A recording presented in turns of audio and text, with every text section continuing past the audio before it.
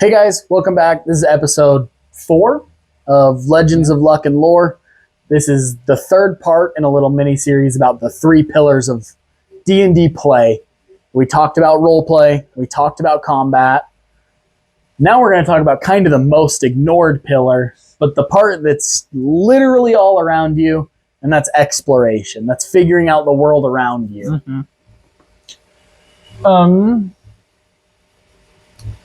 Let's see here. What would be, other than just saying, hey, what's around me, what is the best way to, like, there's roles, there's investigation and perception. Would you say it comes down to the DM to decide what's around them? Or do you want to be like, the player goes, hey, is this around me? And the DM just goes, yes. It can go both ways, honestly. I've been a player on a ship, and he describes the setting, and I'm like, hey, is there not a fishing pole on this boat? Can I find a fishing pole? And the DM can be like, yeah, there would be one here. Mm-hmm. And then you got it. And it's not just about getting loot, but it's like, DM describes a setting. We'll do the ship again. You're sailing, the waves are beneath you, you smell the salt off the sea, whatever it be. What are you guys doing in this downtime on the ship or whatever? You are well within your right as a player to be like, what does the weather look like right now? Mm-hmm. Like, is it cloudy? Does it look like, did we just come out of a storm? What's the wind looking like? Stuff like that. That's well within your right to ask. We were on a ship, and I think for our downtime, we mainly drank, and there was I'm not sure if cabin boy is the right way to phrase it, but there was someone on the ship who was younger and looking to be like a sailor, and we irresponsibly got him drunk and made him believe that he could fly. And so he climbed into the crow's nest, and they might not care, but they jumped off, and before they were going to miss the water and hit the deck and probably die. And so before they could do that, one of our players thunderstepped to grab them from the deck and move them into the water, or just made sure that they were safe. And our DM was like, you almost killed our funny character. How dare you? And I was like, I think that's hilarious. Yes. But at the minute, and then another player came up, and they were like, you're blowing holes in my ship. And I'm like, we just wanted to get this guy drunk. I wanted to see what it was like. And that was funny. It's a story I'll remember. That's a great role play that came about from just... It's saying, hey, what's around the ship? Alcohol. Okay, yeah. Alcohol inhibits my decisions. We're going to do something stupid. Yeah. Well, it's just... I wouldn't say it's entirely up to the DM, but I would say exploration, more than the other 2 parts, does have a heavier burden towards the DM. The DM should be doing the world building, stuff like that. Yeah. They're the ones describing the setting. But it doesn't mean that a player can't do stuff. You can always ask, hey, can I make some kind of an investigation check looking around this room? I want to cast Detect Magic or See Invisibility. Those are hard into the exploration category. Not always. They can be combat or roleplay or whatever. The stuff isn't just black and white in these 3 categories, but it's I want to do these things to better gauge my surroundings. I think it was in an episode of Never After from Dimension 20. They were trying to save the big bag wolf from being dumped in a soup, and Rick Perry had built an amazing set like he always does, and there was some little chains across there, and Brennan he didn't think of anything of the chains, and one of his players, someone was floating away because they got cast Levitate on. They went, can I grab this chain and loop him back down? And he was like, that is amazing. And so it's just use your environment. And it goes back to the maps. You may not have a map. Again, just ask your DM. You say, hey, is there a chance that this is around? And if they say no, depending on what it is, you say, well, okay. And you try to find something else to do. Just be creative with it. With exploration, it comes back to, I'm trying to get to know the world around me. You have plopped yourself in a world at, let's say your character's 24 or whatever. You've plopped yourself in this world, and you as the person are new the character is old, but you don't know what's going on. You don't know that there's like trade routes to supply people, Mhm. and there's mayors and elected officials or anything like that. Go figure out what's going on so that you can have fun in this world. And if you want to go hyper realistic, go do that. Find a group that loves to do that. And if you just want to say, I'm in this world to go kill things and have some fun and do goofy voices, go do that. Yeah. It comes back to not just exploring whatever fantasy world there is, but explore the real world. You may not have a ton of money, but I'm sure you can make it to your local gaming store and say, hey, I need a D&D group. Go meet some new people. Go explore and just do it both in real life and in game. Because the more that you explore, the more you know, and then the more fun you can have. Yeah, and like we said, the DM should have the world built. They're the ones describing the scene. But as a player, you can always ask for a history check, an arcana, investigation, perception. What other ones could there be? Religion, nature, there was survival. That spell where legend lore. DM's best friend. You say, I want to cast legend lore, and I want to know about big bad evil elf apostrophe hyphen face. And legend lore is your DM chance to lay out that lore. But if you're a player and you want to get to know the world around you, which has some serious benefits for you as a player, there's things you can do. Detect magic, see invisibility, legend lore. Those are things that we brought up. Survival checks, perception checks, arcana, religion, nature. What other ones am I missing? I said them a couple times at this point. We did history, perception, investigation, survival, stealth. Stealth? Making a companion or something. Yeah. That can help you out. If you're a wizard and you have Find Familiar and you're not sending that hawk up into the sky to go get an aerial view, a bird's eye view, pun fully intended.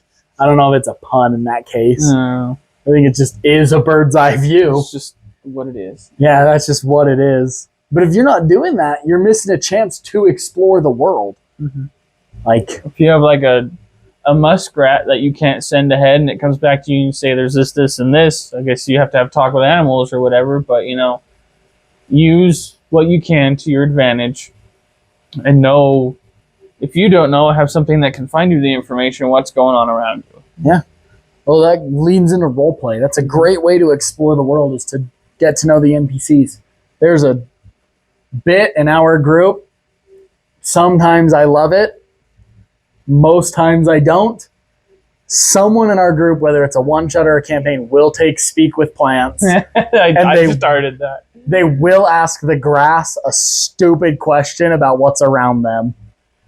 But it's a great way to know what's around you. Yeah. And sometimes they ask the grass, and me as the DM, I'm like, I don't know, I'm grass.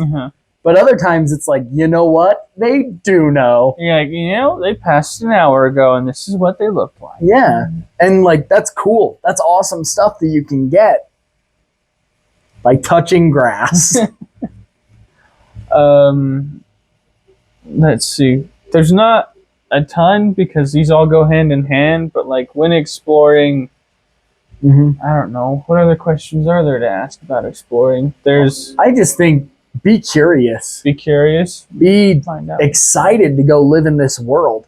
You think of all the greatest works of fiction with great world building. Lord of the Rings, Harry Potter, One Piece, Hunter x Hunter, Star Wars, Star Trek, Doctor Who. What other ones can I think of off the top? That's a lot of the nerddom. A lot of the nerddom. Warhammer. Warhammer 40K. Is the lore there? Exploration is just getting the lore. What's around me? What history is there? What can the gods tell me from their religions? What dead languages are there? What can the magic actually tell me? What arcana checks can I make? Like, oh, this has happened. Those are things that just blow everything open. And there's not a DM out there that, if you're like, hey DM, I know we're like in these old ruins and there's stuff around and we're supposed to be looking for this. Can I make a history check or about like what these dead gods are? 9 DMs out of 8 are going to be like, don't even make the check. Let me tell you. Yeah. And you know what you're going to get for that? Inspiration. Inspiration. If you make a world and you are so proud of it, and you have You want to share it? 1,000 pages of history or something, and someone goes, hey, tell me more about it, guess what? We like talking about what we make. That's why show and tell is a thing. Yeah. And so if you give your DM the chance to say, hey, this is the history of the world, this is what's going on, and this is your place in it for now, know your history and know what you can do with it, explore it. That's not just saying, hey, there's this thing around me, how can I interact with it? Yeah. It's saying, hey, I'm a pirate on this ship in this vast ocean.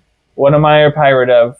Yeah. Well, they ship, I don't know what, diamonds. You say, okay, we start stealing diamonds. Why did I choose this path? What's wrong with the economy so much that I chose to become a pirate instead of just being a merchant? It goes Your back GM might actually have the reason the economy is failing. And it could turn out to be a dragon hoarding stuff, and now you have your big bad and a whole campaign. And Yep. But it's when you're in a video game and you find a new space, who doesn't want to explore it to its fullest? Oh, I checked everything except for this room. And I know sometimes we're like, as D&D terms, we're like, oh, there's probably not a magic item in there. You go, that room doesn't matter. Let's move on. But in video games, you're like, but there could be $7 in that room. Uh-huh. Go get your $7. What's the worst that happens? You get to kill something? Maybe that $7 is trapped and something big comes out and you get to fight it. Comes out Or in battle. sometimes you just get $7. Yeah. Like, sometimes things are just hidden away in a DM's world just for you to find them. There's nothing stopping you from getting there. Mm-hmm. It's just there for you to find it. And that stuff is cool. Like, go get it. Those are breadcrumbs they're not even breadcrumbs. They're just power-ups for you to just go have. So when you're exploring, let's say you did the battle part. And if you explore and you don't find anything that might be on your DM, usually after you kill something big, other adventurers have been there and there's loot around that has been tucked away. Guess what? Usually that stuff is stronger than what you have on you. Yeah.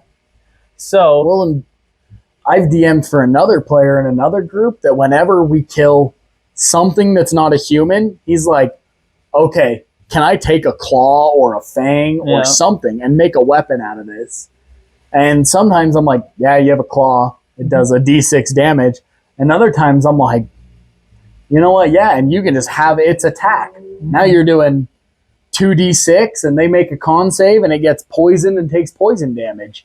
And it's like, you can get those benefits. That's exploring. Mm-hmm. There's a whole D&D meme. It's like, and that last goblin fought, can I loot the body? Yeah. That's exploration. Looting is exploration.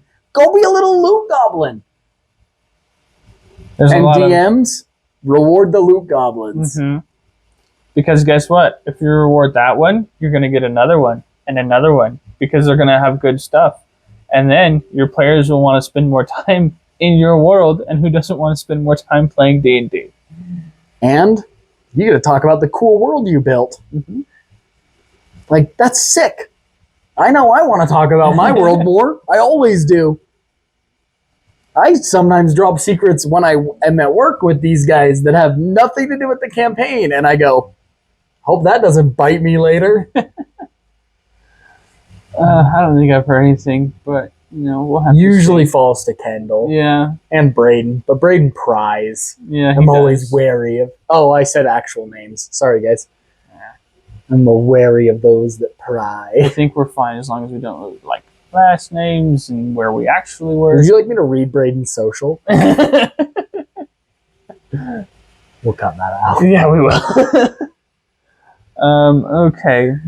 I think that's everything I had on exploration. Yeah, like it was probably the shortest one because it wasn't. It's just be curious about the world your DM has created. if they're Yeah. a good DM, they will reward good playing, and they will give you loot. Give them inspiration. They'll do that. I might. Maybe I should. Homebrew legend lore. You get an expert explanation of what you're asking for and inspiration. Like you just get a farm inspiration with legend lore. But the price is you have to listen to me yap for 3 minutes. That's fine.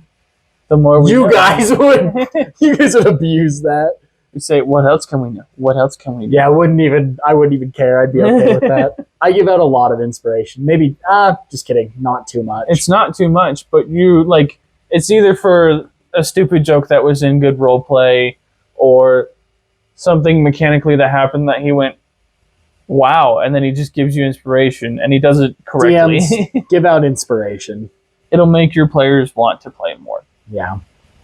And just go to the 99-cent store and buy gold coins. Don't tell them it's inspiration, except for the first time, and just start throwing plastic coins at your friends. Yep.